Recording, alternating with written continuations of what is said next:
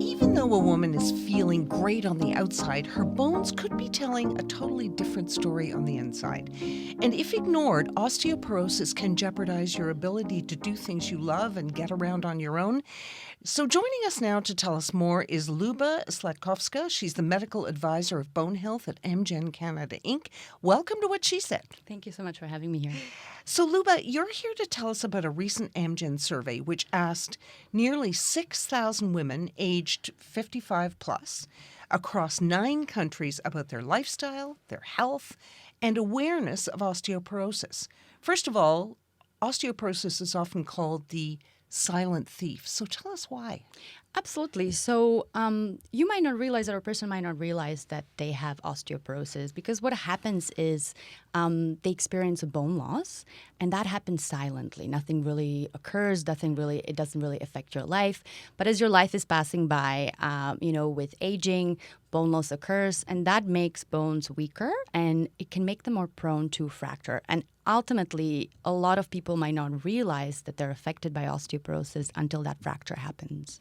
Now, I know that estrogen plays a big part for women, but what are some of the other factors, and how does estrogen play the role? Absolutely. So estrogen is the big differentiating factors between why women tend to be more prone to osteoporosis. Men can still get it, but women are at higher risk. And it's really that transition that happens going through the menopause and that loss of estrogen or decline that affects our bones. It really accelerates that bone loss, and that leads to weaker bones. There are, as you mentioned, other factors as well. Aging itself. So as I mentioned, men can also get osteoporosis because aging itself may cause bone loss as well. And there's various other factors that, it's individual that a person can talk to their family doctor to figure out what are some of the risk factors that I might have that might put me at increased risk for bone loss. So how do you know then if you have osteoporosis? Because, for example, in terms of estrogen, I think a lot of women take estrogen. Yeah, I was right on the money. I was going to say I'm on HRT, so I wear an estrogen patch that I change a couple of times a week. So does that help? Estrogen does have a positive effect on bone. How do you know whether you have osteoporosis? I think a starting point is getting a bone density test. And we found in the survey that we're talking about that only about 40% of women aged 50 to 64 are familiar with what bone density test is. Really?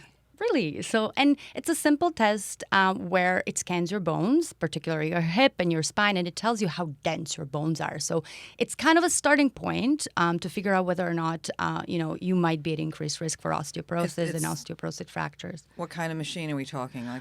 It's a low X-ray. You lie on it, and it scans your hip and it scans your spine, and it gives an estimate of what your bone density is. Is there a good base age to have one done? Absolutely. So, one of the things that we also found in the survey was that about maybe half of women aged 65 had a conversation about osteoporosis, and 3/4 of them didn't know that they're at increased risk for osteoporosis. And it's the 65 that there's a recommendation in Canada and Canadian clinical practice guidelines that somebody that's 65, whether you're a woman or a man, you should perhaps have a bone mineral density test done if it's available through your family doctor.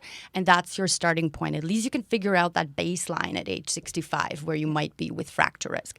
The other way, and this is really what I want to stress, is it's thinking about fractures. So, we tend to think fractures when we're young kids, nothing really major. It hurts, we get over it. But really thinking about fractures in people over the age of 50, 80% of fractures in people over the age of 50 occur because of osteoporosis. And there's a staggering, I have your stats right in front of me, 30,000 hip fractures in Canada each year, and a quarter of those are men. So 3/4 of men. And at least 1 in 3 women and 1 in 5 men will suffer a broken bone from osteoporosis. Exactly. At some point, maybe 2. Exactly. And this, I find this stat She's gobsmacked. surprising. I'm gobsmacked. Fractures from osteoporosis are more common than heart attacks, stroke, and breast cancer combined. Combined. Absolutely. Yes, it's a staggering number. And the other thing to realize, and a lot of people don't realize that, is there's a saying in the osteoporosis field, fracture begets fracture. So when somebody had a fracture because of osteoporosis, they're at much higher risk for having another fracture. one. And it's really, when in the initial stages of osteoporosis, it's the less serious fractures that tend to occur, like wrist fracture. But that's a signal for a more serious fracture that potentially might happen down the road, such as hip fracture and vertebral fracture. 30,000 Canadians are affected by hip fractures each year. Only about 40% actually come home after a hip fracture, and only less than half of them will actually regain their mobility. So this is a serious concern, and that's ultimately what needs to be prevented. So is it geographic at all, or by country? Is it worse some places than others? I'm thinking whether diet influences this at all. Absolutely, diet has an effect. In Canada, we also have to worry about vitamin D because we're in the northern hemisphere, right? But it's 5,000 IUs a day I have. So it depends on the person. It depends on the recommendations. I think some of the recommendations say anywhere between 800 to 2,000 is good. But I think it's overall with osteoporosis, it's really important to raise awareness and raise awareness of the fact that these fractures are a serious consideration. So one of the interesting findings in a survey was that 3 out of 5 women actually thought that having weak bones was just a normal part of aging. That's just it, right? But yet, more than half of the women that were surveyed were surprised to learn that, as you mentioned it before, then 1 in 3 women can get osteoporotic fractures, right? So to me, it almost begs the question, perhaps women know about osteoporosis, that it's a silent thief, but perhaps we need to have a little bit more conversations about these fractures. They are common, and they may lead to changes in your life that you might not want to accept, right? So in that survey, we also learned that Canadian women, more so than the global counterparts, were concerned about being independent. So about 98% said, I want to be able to do what I want. 83% thought I would be frustrated if I couldn't do daily tasks. And that's what fractures end up doing, unfortunately. Now, Luba, your PhD project was conducted at the UHN Osteoporosis Clinic, and I am very eager to ask you one question because I have a whole body vibration machine. Interesting. And I love it. And I find that not only if I'm just standing on it, sometimes I know 10 minutes a day is the maximum. Sometimes I just stand on it for 5 just to loosen up at a high speed. But what did you find about how these whole body vibration machines help build bone density, or do they? Or am I wasting my time? So it's an interesting question. We do know that bones respond to physical stimulus. So they respond to exercise. And that's where these whole body vibration platforms came around. Unfortunately, the research study that we've done with that particular platform that we've done, we did not find any effect. It might not be a strong enough stimulus. Whether in a specific situation such as yours, it makes a difference. It's, if you're enjoying it, that's great. Yeah.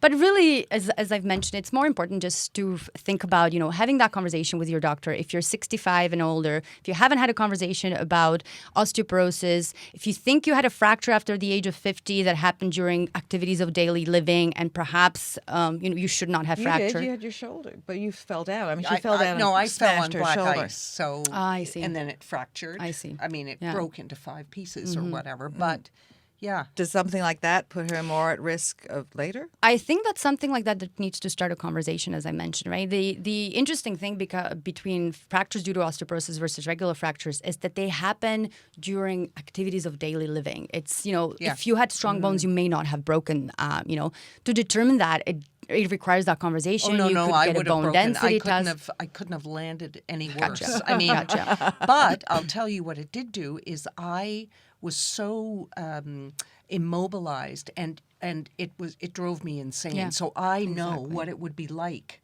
to not look after my bones and to have like a one of those every couple of years where you can't do things. Absolutely. It's very frustrating. Losing your independence. Exactly. Right? Just with basic things, putting on your clothes, brushing your teeth, and so on. Exactly. It's frustrating. Drying your hair. So where can people go to get more information? So I'm not sure if you have, and you can share the Public Health Agency of Canada website. That's a great starting point. It gives a little bit of an education what you can do, what the risk factors are, and talk to your doctor if you have a concern. Luba Slatkovska, thank you very much for joining us today. Thank you so much for being here. It was lovely. Thanks.